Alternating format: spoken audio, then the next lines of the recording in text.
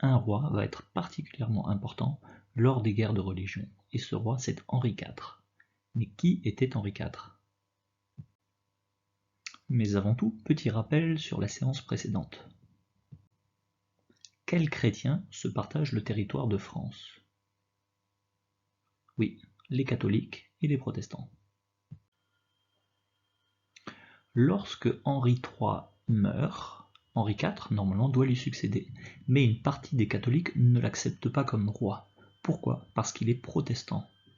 Et donc, en 1593, Henri IV est obligé de se convertir à la religion catholique, et il sera sacré roi une année plus tard, en 1594.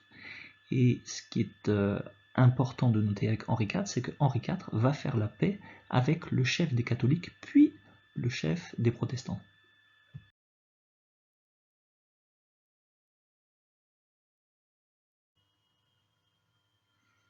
Comme il a été dit précédemment, Henri IV est protestant jusqu'en 1593. Et c'est pour ça d'ailleurs qu'il n'est pas accepté entre 1589 et 1593, c'est parce qu'il est protestant.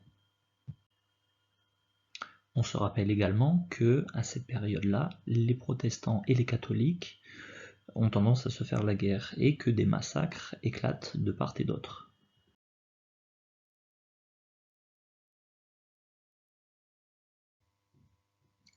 L'édit de Nantes est un texte qui est signé en 1598 par Henri IV. Cet édit met fin aux guerres de religion qui ont ravagé la France. Le roi, dans ce cas-là, reconnaît la liberté aux protestants de pratiquer leur religion.